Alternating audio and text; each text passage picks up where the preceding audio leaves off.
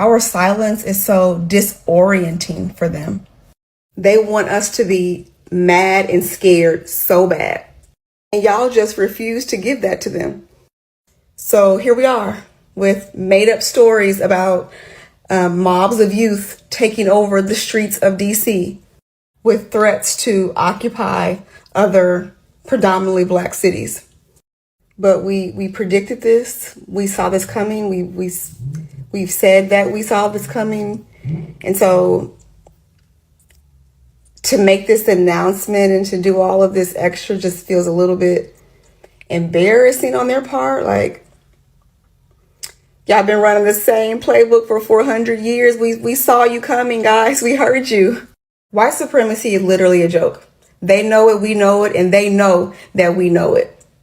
They will do anything to hold on to whiteness because without it, they are nothing, and would have to admit that there is absolutely nothing supreme about them, and that other cultures have run circles around them, even with 400 years of a head start and stolen labor. White supremacy, Trump and MAGA are literally the death rattle of white supremacy, and they are fighting tooth and nail to stay relevant. Black people do not need to fight this battle with fist or protest, because this war, is being handled by God himself. White supremacy did not begin as just human idea. It was a spiritual deception. Watch and pay attention, and I will share my thought later. It's been absolutely hilarious the last couple of days watching all these evangelical Christians who all of a sudden care about prophecy and the Jews fulfilling prophecy. And really what it is all their white supremacy is just coming out. Because now all of a sudden, Israel and Hamas and what's happening in Gaza, all of a sudden, that's filling prophecy. And they never cared about any of the prophecies concerning the people that call themselves Jews. Because if they did, they would pick up and they would see that Ashkenazis are sons of Japheth from the line of Gomer and not Shem. And they would see that their whole claim, the whole Zionism claim is false.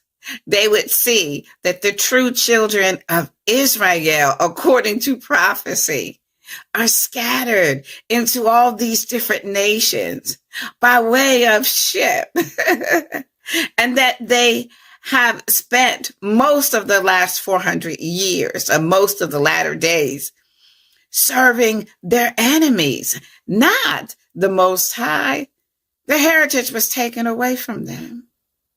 Even says that in Jeremiah 17 and the prophets 17:4. They have no idea who they are.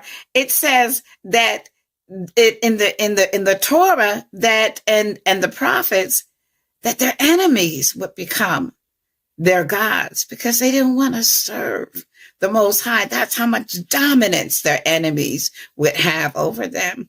But now all of a sudden, these people are fulfilling prophecy. Now the white evangelical Christians and those of you that follow them, now all of a sudden these people are fulfilling prophecy.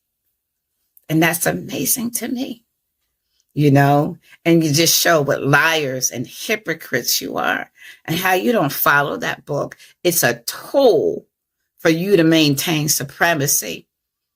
And see, what's happening is this is not the valley of Jehoshaphat. All these nations aren't gathering against Israel or what they call the nation of Israel, because they're with the Most High. They're gathering against Israel because they're sick of white supremacy. And the Holy One himself is sick of lies. And all liars are going to come down in the last day. So that's what you're seeing. The end of white supremacy. And that is prophecy too. Hallelujah. The narrative of Miss Sarah Douglas. She says, I was born in Alabama. I don't know when though. I did not find out when I was born because Old Miss never told me. Mama died when I was real small and Old Miss raised me. I had a hard time of my life. I slept on the floor just like a cat. Anywhere I lay, I slept. In the winter, I slept on rags. If I got sick, old Miss would give me plenty of medicine because she wanted me to stay well in order to work. My old master's name was John Buffett, and old Miss's name was Eddie Buffett. She would fix my bread and liquors in a tin lid and shove it to me on the floor. I never ate at the table until I was 12, and that was after freedom. To whip me, she would put my head between the fence rails, and she'd take in the cowhide and whip me until I couldn't sit down for a week. Sometimes she tied my hands around a tree and tie our necks to the tree with our faces to the tree. They would get behind us with the cowhide whip with a piece of lead tied to the end. Lord have mercy. Child, I shouted when I wasn't happy. All I could say, oh pray, mistress, pray. That was our way of saying Lord have mercy. The last whipping old Mrs. give me, she tied me to a tree, and oh my Lord, old Mrs. whipped me that day. That day was the worst whipping I ever got in my life. I cried and bucked and hollered until I couldn't. I give up for dead and she wouldn't stop. I stopped crying and said to her, oh miss, if I were you and you were me, I wouldn't beat you this way. That's that cowhide whip. We went to the white folks' church.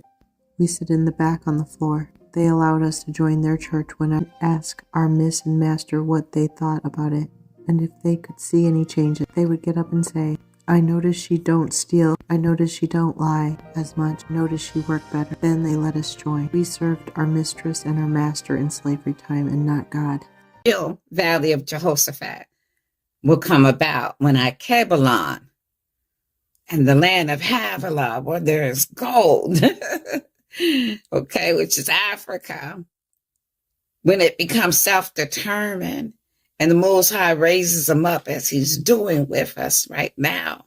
And they decide that the Gentiles can no longer freely take their resources and what the Most High has given them. And they say no more to the bauxite and to the cobalt and to the gold and uranium, all this stuff that they've been taking. That's going to be the Valley of Jehoshaphat when all the nations gather against that region over there in Africa, Babylon. Beautiful, beautiful, beautiful land of Eden. And just as a side note, when they say, don't you know this is Australia in the 21st century? Dear brother and sister, we were all born here, most of us. We don't care what country this is. Let's just be very, very blunt about this. This whole culture of being afraid what they're going to say about us because we're in this or that country, it has to stop. They need to know that we don't care what they think about us. We need to care what Allah Azza wa Jal thinks about us. You think they have a culture that we're afraid with? You know, they say, don't go against the modern culture, the majority culture. Do you think they have a culture that remains of this? Do you think anything will remain of their culture in 50 years, dear brother?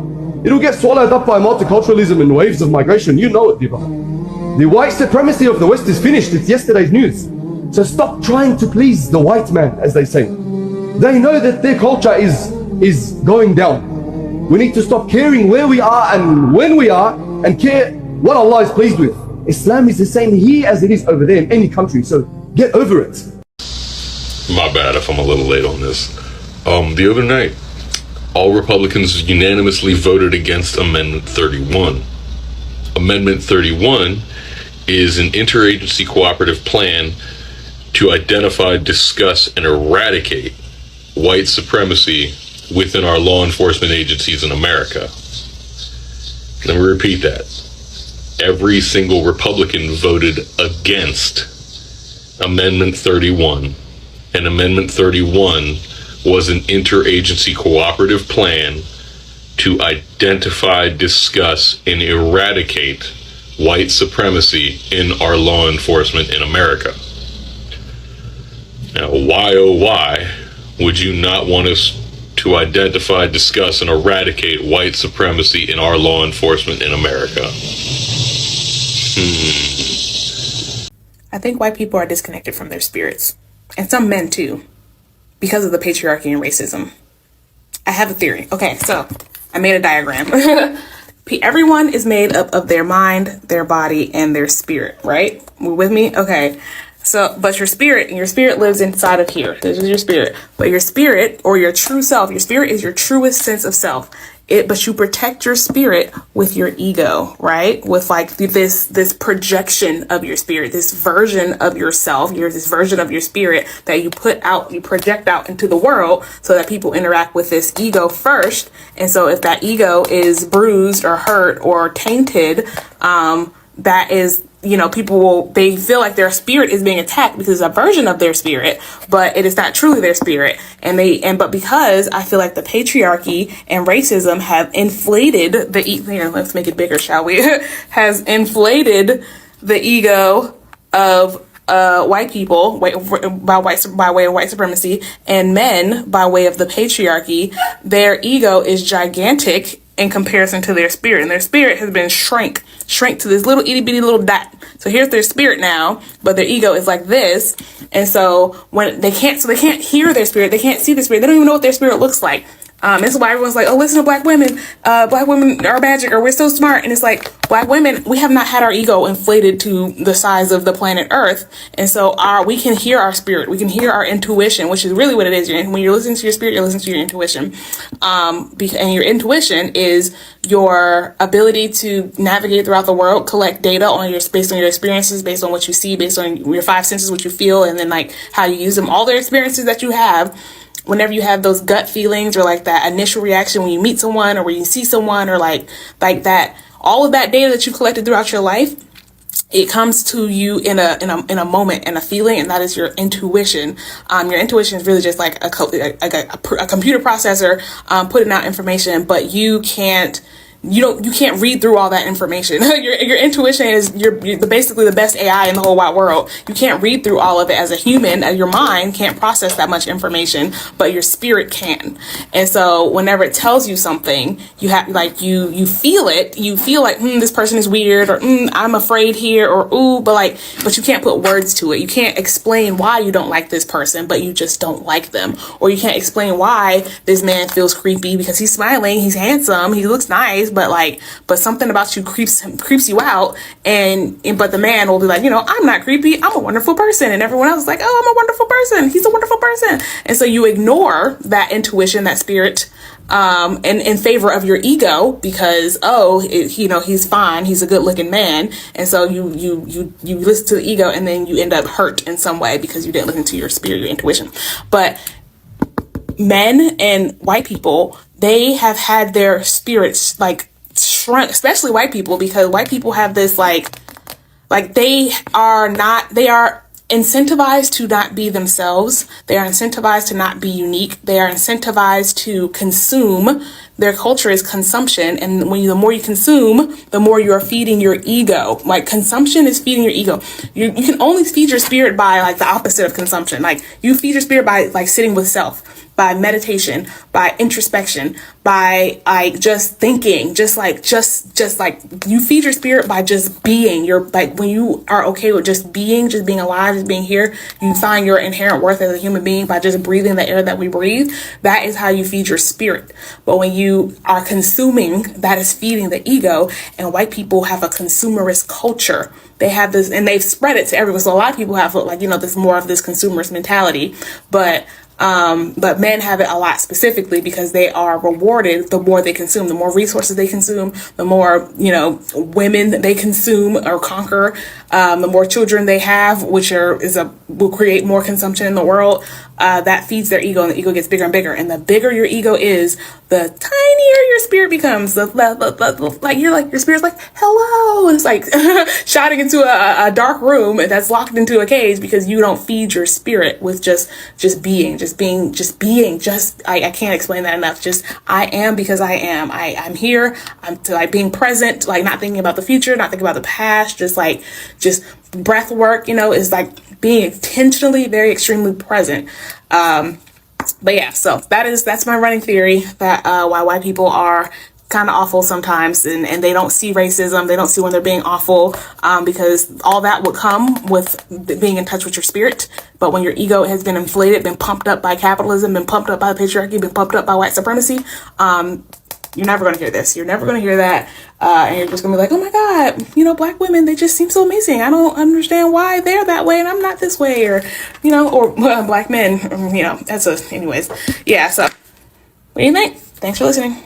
Demonizing the spiritual practices of other cultures while simultaneously propping up Christianity as the holier-than-thou practice and spiritual religion is a form of white supremacy and Christian nationalism, and is a complete and direct reflection of how freedom of religion is only okay when you practice the white man's religion. I have seen this consistently happen, but I have specifically seen this happen in the Black community, where we have been made to believe that anything that comes from the East, anything that comes from Africa, anything that comes from India, or any other Black and brown country is of demonic origin, while we are also simultaneously taught that Jesus was the one savior. And it is also no coincidence that Jesus here is white, and we are praying to a white Jesus, and we are praying to a God that is a man. Overall, white Christianity, especially here in America, just furthers the white savior complex, and this idea that as Black and brown people, we are inherently bad, we are inherently dirty, and we are inherently evil, and we need someone white to rectify us and purify us. So it is so unfortunate that things such as yoga, crystals, meditation, manifestation, hoodoo, voodoo are seen as demonic, when if you really ask me, Christianity has caused a lot more evil and From the beginning of colonization, enslavers used religion to justify their greed. They took the image of God, which exists in all people, and twisted it to look like themselves. They erased African divinity, demonized dark skin, and built a system based on lies. But here is the truth. No system built on lies can stand forever. Because while white supremacy was rising, God was watching. He saw the blood spilled, the families broken, the nations robbed, and he said, there will be a time of reckoning. The time is now. Every system that exalts itself above others eventually collapses. Babylon fell, Rome fell, and now, built on white supremacy, is cracking. You see in it, the collapse of moral leadership, the division within white America itself, the loss of global influence, the exposure of hidden crimes and corruption. Even nature is turning, floods, fire, storm, a reflection of the spiritual imbalance in the world.